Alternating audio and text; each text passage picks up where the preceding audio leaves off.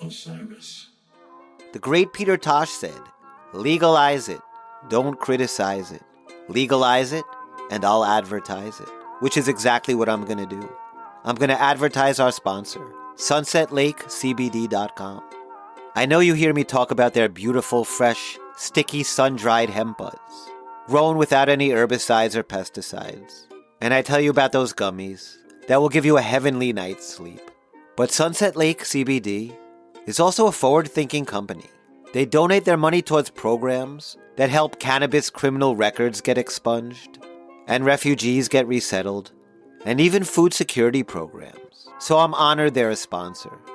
And you really need to check out sunsetlakecbd.com. It's farmer-owned, Vermont-grown. You can't ask for anything more than that, except using Roots land to save 20%.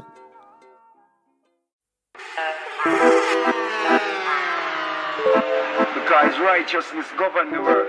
The Rootsland Podcast. Stories that are music to your ears. So many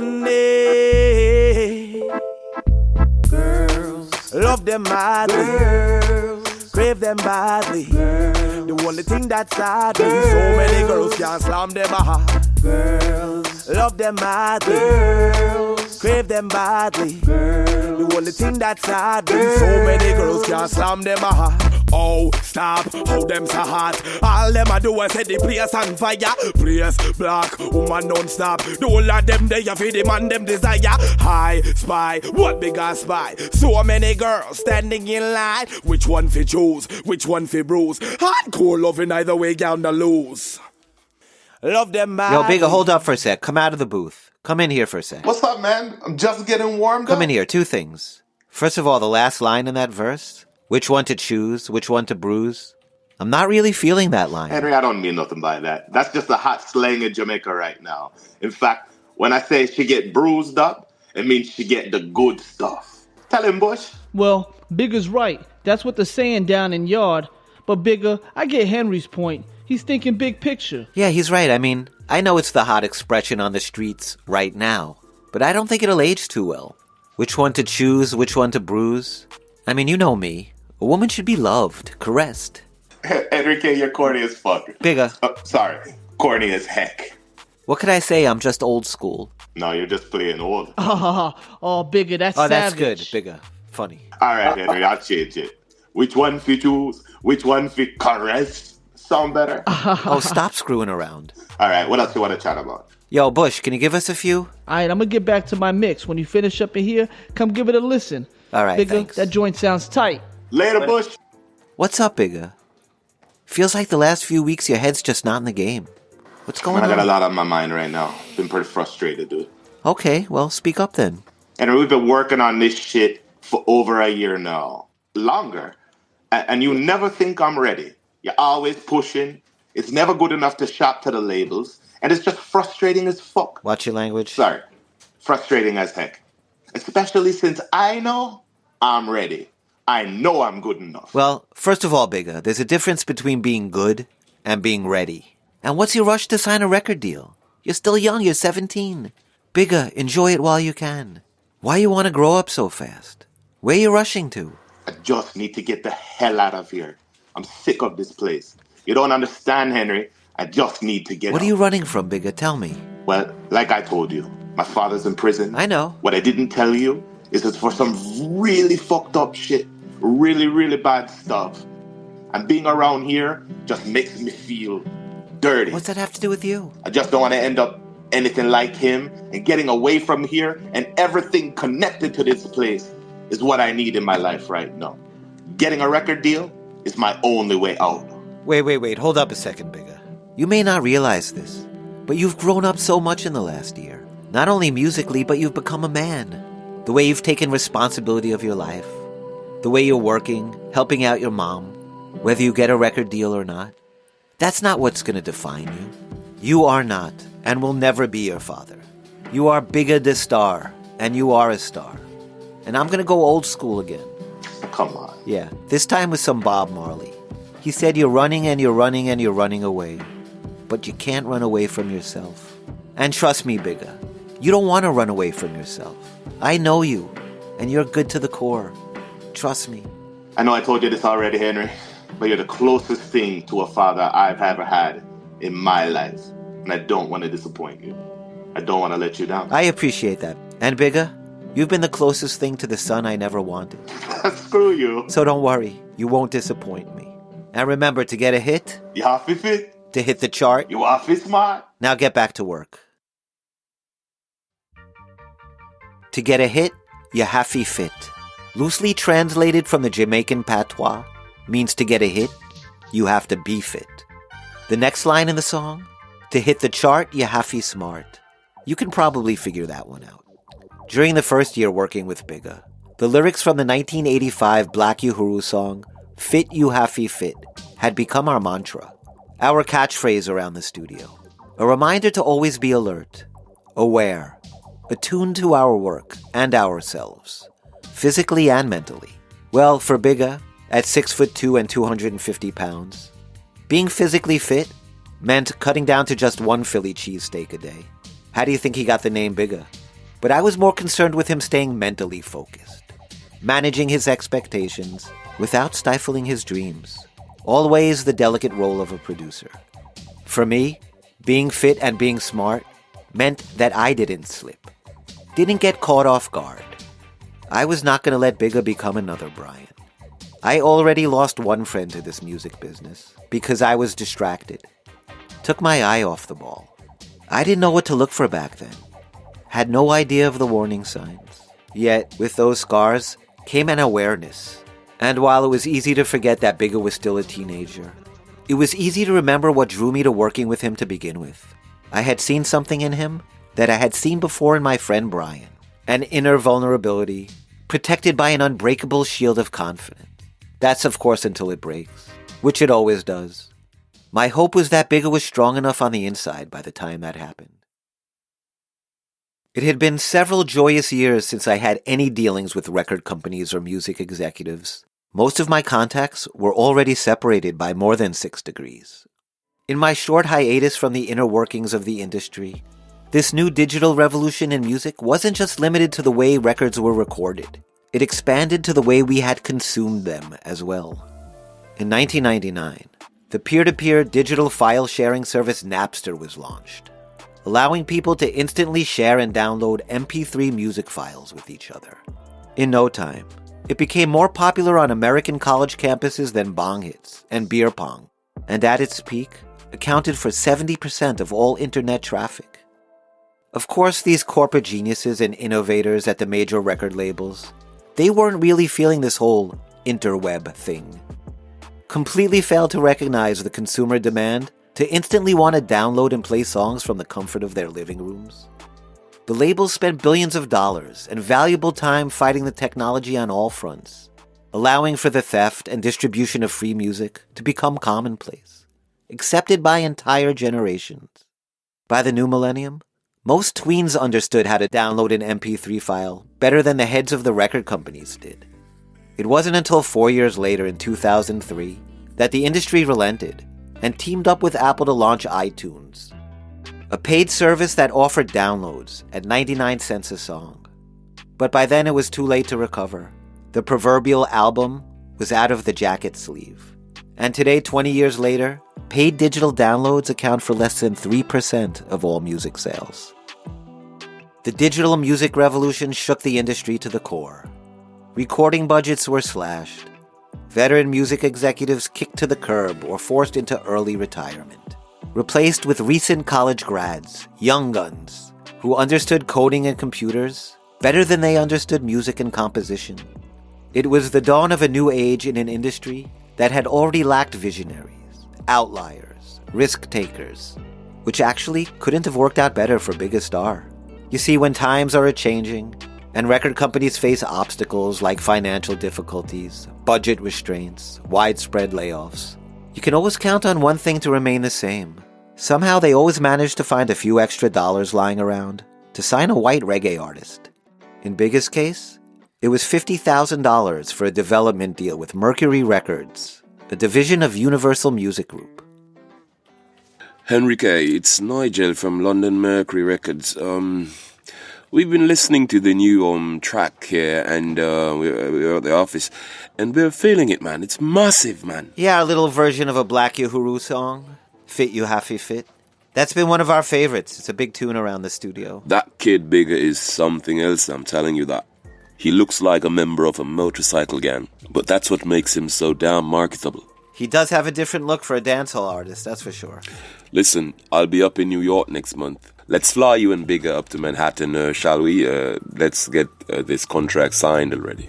We're not ready to commit to a full recording deal, but we'll give you a budget to record some tracks and see where it goes. The dancehall thing is hot right now. Yeah, that sounds great. We'll head on up. Absolutely. Bigga will be excited. I think Bigga could be the next Shaggy or Sean Paul. Yeah, we think so too. Telling you that. Shaggy, Sean Paul. Cheers, and send my best to Bigga.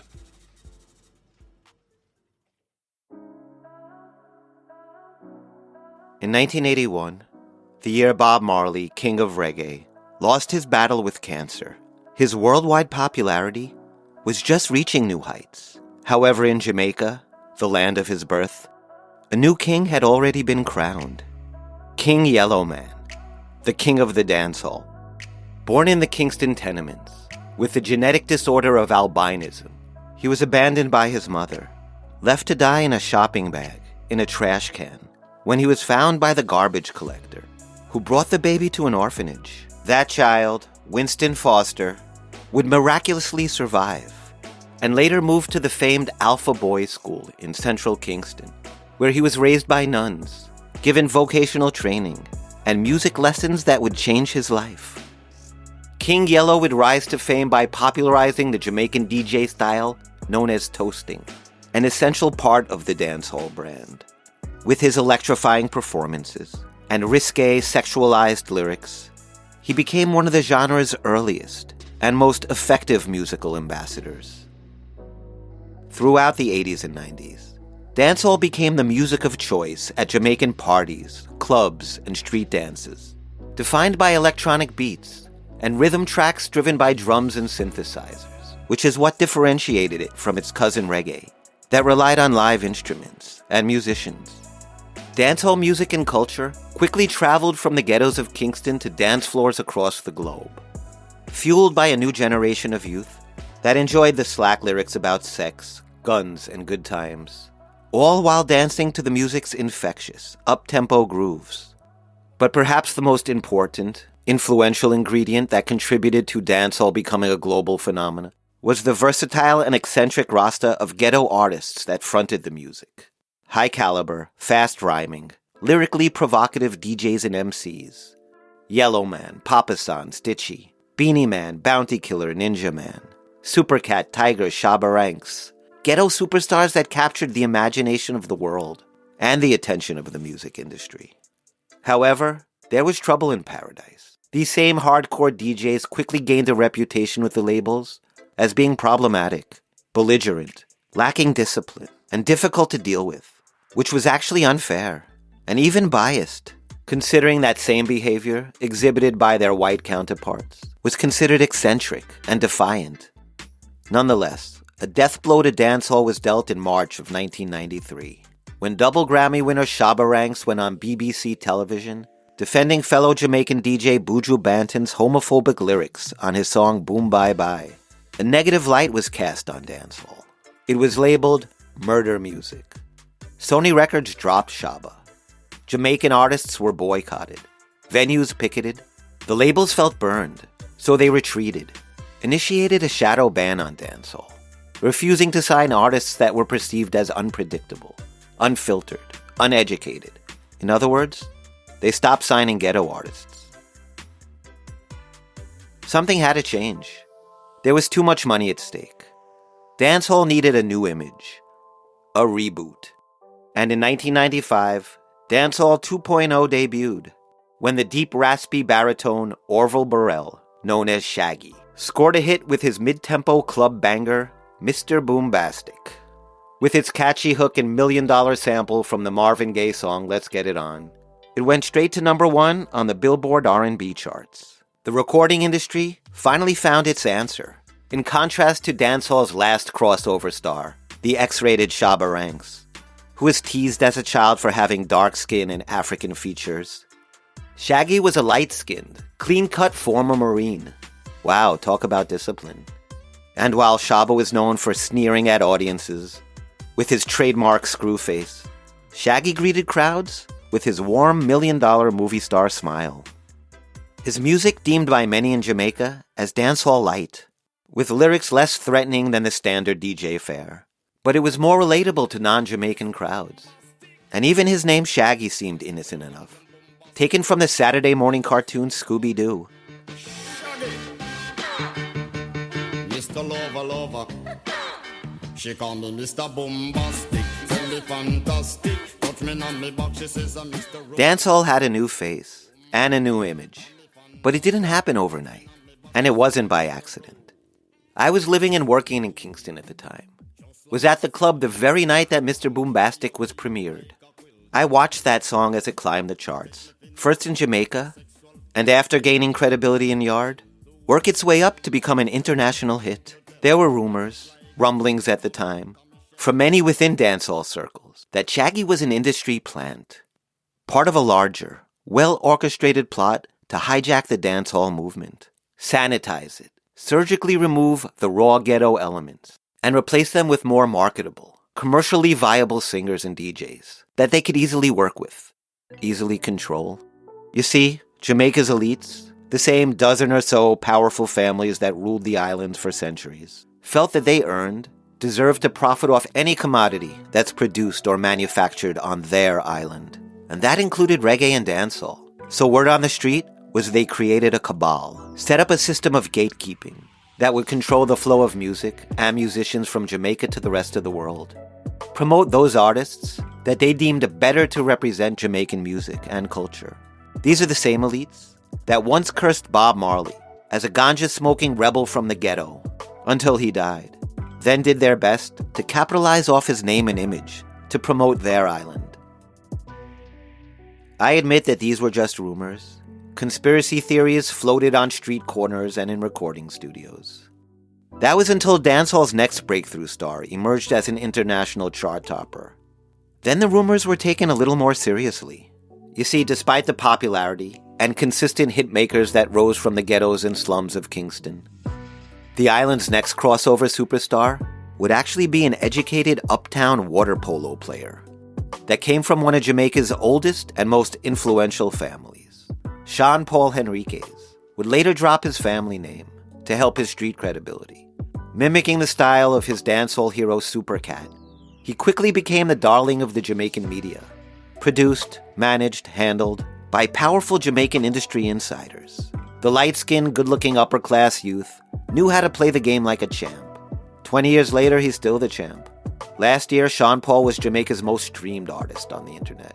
And for those who believed in the great dancehall conspiracy, the Uptown takeover was now complete. And while I dabbled in dancehall over the years, I certainly wasn't one of its biggest fans or ardent supporters. But I was aware of this battle that was occurring for the soul of dancehall. A struggle between uptown and downtown. But mostly from the sidelines. Never had much skin in the game. But now, I had 250 pounds of Bigga Staar running on the field like a freight train. And for us, the choice was easy. Bigga and I were ready to sign a major deal. Ready to make a crossover record. Ready to play the game. But we decided together we were not going to sell out dancehall or ghetto culture in the process. We would make our record on our own terms, in our own time. And as far as we were concerned, there was only one place to do it. So, moving on, guys, I was telling Henrique, we have plans to send you guys over to Stockholm, Sweden, to work with Max Martin. He's the producer behind the supergroup Ace of Base. And now his production team is working on the Backstreet Boys now. The guy's a hitmaker. You really can't lose on this one. Well, Nigel, no disrespect, but that's some pussy shit. Bigga language. Sorry, whack-ass shit. That's not the kind of music that I want to make. Tell him, Henry. Tell him what we were talking about. Yes, Nigel. Me and Bigga, we're on the same page. Yeah, we appreciate the opportunity, everything you're doing, but we need to do this project in Jamaica. We just want it to be authentic. You know, we want to support Jamaican musicians and artists, studios, It's got to be dancehall to the core. Yeah, I want to go down to Jamaica, down to Yard to record. I ain't gonna get no musical vibes recording dancehall record in Sweden. No weed, freezing my ass off in the middle of nowhere. Bigga, show a little class. I need to work on my album in Kingston, soak up some Jamaican vibes, good dancehall rhythms, and nice gal and ganja around the studio. And he's got something he wants to prove. You know, he wants to show them that he earned this deal. And not because of his look or color. You know? It's important to us. I have to throw that one by the Upperheads. We believe in Bigga and we have a vision for him. So I don't think it's a deal breaker. If you want to go to Jamaica to record, that's up to you guys. But remember, you only get one chance. I know what it takes to tear up the jam down scene.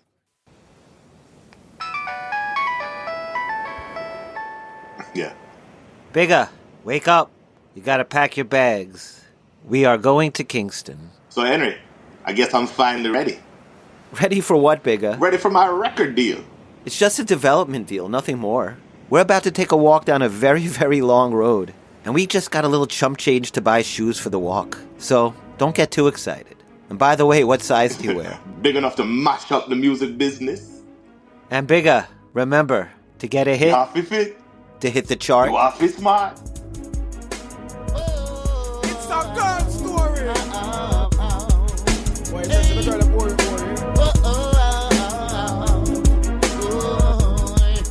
Road boys. You get the girls you are fit.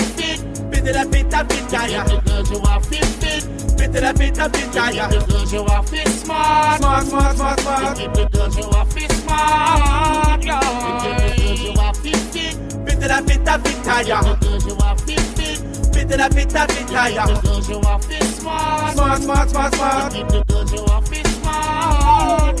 Fit. In my mind, I'm a soul, I'm a heart. Also fitting up in my body. For the girls that every day, me walk them in the hotel lobby. Hot the lyrics, this no bother feel a with the body. Walk the girl them properly, the one them with the dirty body. Big body, big wheel. Take the girl them on the wheel. From Jamaica right to Spain. In the sunshine on the rain. To please the ladies, that's why I'm from rock to riches all of you. Every cat they have pay, no one left to play. You get the girls you are fit. Bit it a bit, yeah. The girls you are fit. Bit it a bit, yeah. The girls you are fit smart. Smart. You get the girls you are fit smart. You get the girls you are fit.